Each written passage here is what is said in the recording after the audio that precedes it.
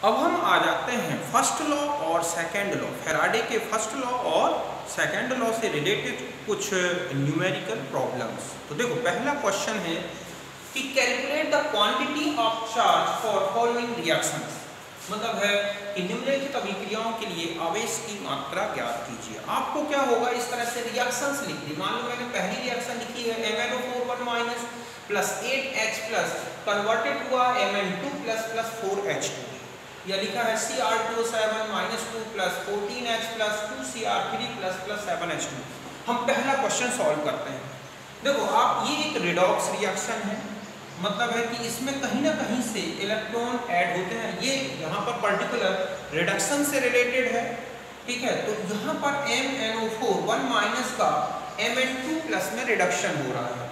अब वो कैसे रिडक्शन हो रहा है, देखो यहाँ पर अगर आप ऑक्सीडेशन नंबर निकालना जानते हैं अच्छी तरह से, तो यहाँ पर Mn की जो ऑक्सीडेशन नंबर है वो है 7+, और यहाँ जाके कितनी हो गई है 2+। तो कुल मिला के इस जो रिडक्शन प्रोसेस है, इसमें कितने इलेक्ट्रॉन ऐड हो गए, 5 मोल। मतलब 1 मोल MnO4 को Mn2 प्लस में रिड्यूस होने के लिए 5 इलेक्ट्रॉन या 5 मोल इलेक्ट्रॉन की जरूरत है। तो number of faraday equal to होता है number of moles of electron. तो इसका मतलब है कि यहाँ पर कितने फैराडे यूज हुए, 5। तो quantity of charge equal to होता है, मतलब यहाँ पर जो, ठीक है, क्वांटिटी ऑफ चार्ज या quantity of electricity Q equal to होता है number of faradays into 96500 coulomb, क्योंकि एक फैराडे का जो चार्ज है वो है 96500 कूलम। तो कुल मिला के इस प्रोसेस में कुल जो क्वांटिटी ऑफ चार्ज की जरूरत पड़ी वो हो गई 5 × 96500 कूलम। यहाँ तक आप समझ गए हो।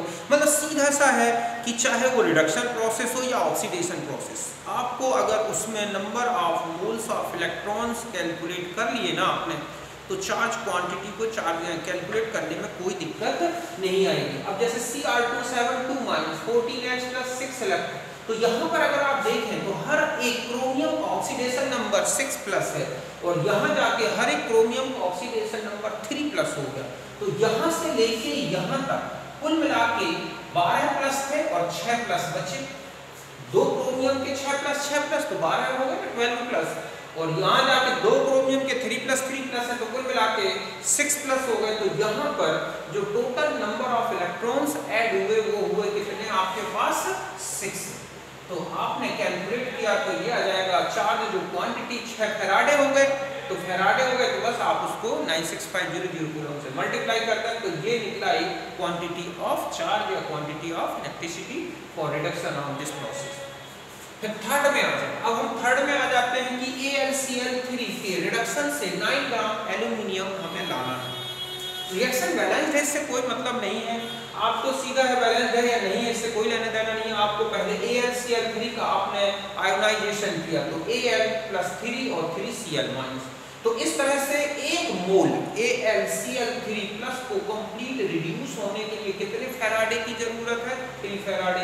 मतलब 3 फैराडे से 27 ग्राम रिड्यूस हो रहा है। मतलब 27 ग्राम एल्यूमिनियम जो है, ठीक है, उसके लिए क्वांटिटी ऑफ चार्ज है 3 × 96500 कूलम। तो 9 ग्राम के लिए कितनी जरूरत होगी, तो वो आएगा 96500 कूलम। मतलब है सीधा है कि यहाँ पर एल्यूमिनियम का 1 ग्राम इक्विवेलेंट रिड्यूस हो रहा है। तो इस तरह से ये है तीसरे क्वेश्चन का सॉल्यूशन। तो पहले आप यहाँ तक लिखें।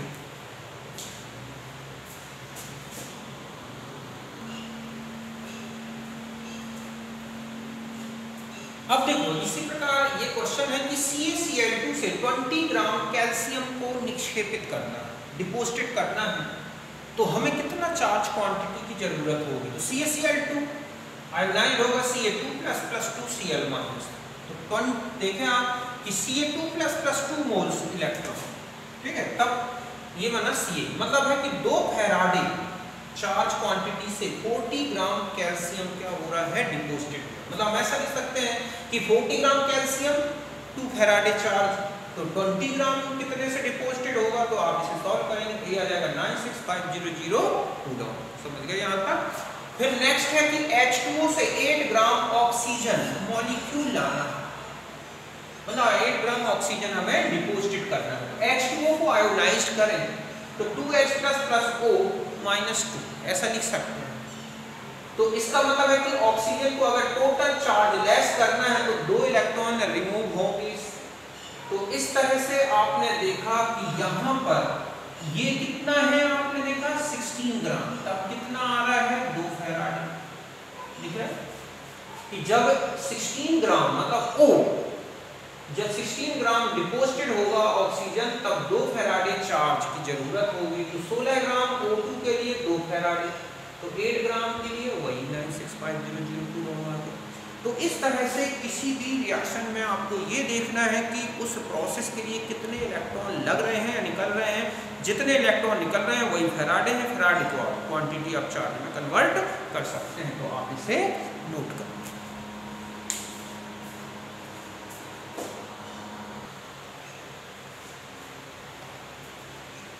अब देखो नेक्स्ट क्वेश्चन है कि 4 मोल्स, ठीक है, जो है 4 मोल्स इलेक्ट्रॉन और passed in water, how many litres of gas liberated. मतलब ये है कि 4 मोल इलेक्ट्रॉन को वाटर में प्रवाहित किया गया, पास किया गया, तो कितने लीटर गैस लिबरेटेड होगी। तो देखो पहले हम H2O के कंप्लीट आयोनाइजेशन को ऐसा लिख दें। मैंने यहाँ पर 2 मोल्स क्यों लिए हैं, क्योंकि हमें 4 मोल इलेक्ट्रॉन को यूज करना है। तो 4 मोल इलेक्ट्रॉन के लिए 4H प्लस चाहिए, तो हमने इस तरह से वाटर के 4 मोल को यूज ले लिया।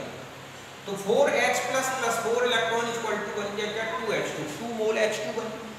O2 में से 2 माइनस चार्ज हटाओगे, O2 माइनस से 2 माइनस चार्ज हटाओगे तो कुल मिला के 4 इलेक्ट्रॉन लिबरेटेड हो जाएंगे, तो O2 बनेगी तो 1 मोल।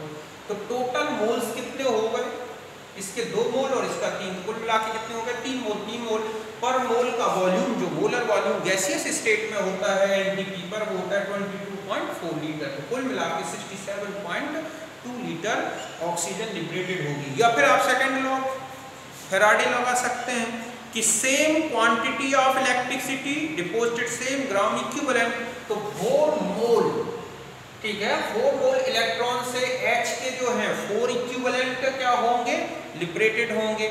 एक इक्विवेलेंट H2 का जो वॉल्यूम होता है वो होता है 11.2 लीटर। तो 4 इक्विवेलेंट वॉल्यूम कितने हो गए, ठीक है, तो ये हो जाएंगे 44.8 लीटर। और O2 के इसी प्रकार आप लगा लें कि एक इक्विवेलेंट जो वॉल्यूम होता है ना O2 का, वो होता है 5.6 लीटर। तो 4 का कितना हो गया 22.4 लीटर। तो भी ऐड करोगे ना तो भी यही आ जाएगा।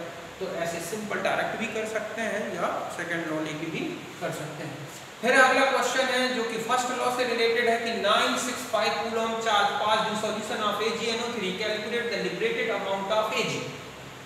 965 कूलम, ठीक है, चार्ज को AgNO3 में प्रवाहित किया गया तो कितना Ag रिड्यूस होगा। तो W equal to E upon 96500 into Q। E जो होता है सिल्वर का इक्विवेलेंट मास, वो होता है 108 ट्रिलियन की भार जिसको बोलते हैं। तो इसको सॉल्व करेंगे तो आ जाएगा 1.08 ग्राम। तो आप इन्हें नोट करें।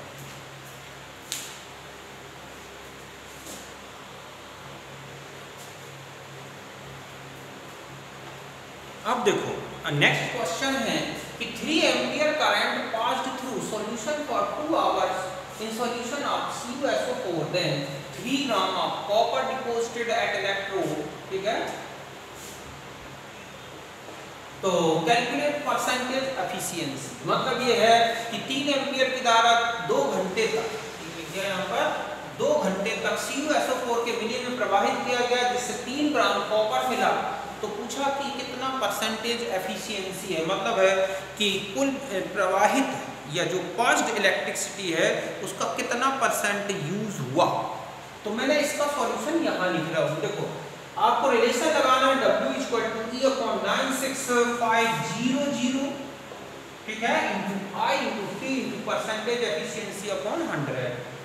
तो परसेंटेज एफिशिएंसी का ये रिलेशन बन जाएगा। अब आपको देखो W दे रखा है 3 ग्राम, ठीक है, एम्पियर में करंट है 3 एम्पियर और टाइम है 2 आवर। इसे आप सेकंड में लेंगे तो 2 इंटू 60 मतलब 722, ठीक है, 7200 सेकंड में आ बस। और जो इक्विवेलेंट मास है कॉपर का वो है 31.75। तो ये सारी वैल्यू आप इस इक्वेशन में पुट अप कर दें तो परसेंटेज एफिशिएंसी आई 42.21%। मतलब है टोटल जितनी भी चार्ज पास किया गया है उसका केवल 42.2% ही क्या हो रहा है, यूज हो रहा है। समझ गए ना? तो ये इसका सॉल्यूशन है।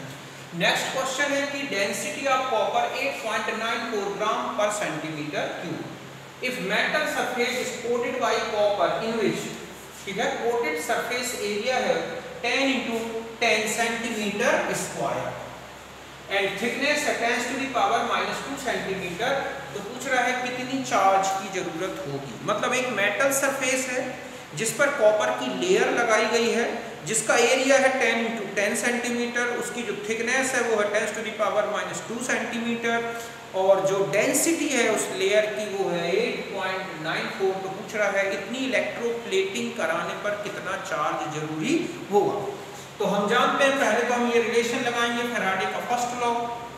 यहाँ पर W मतलब अमाउंट ऑफ लेयर है, यहाँ पर W क्या है, amount of copper in layer.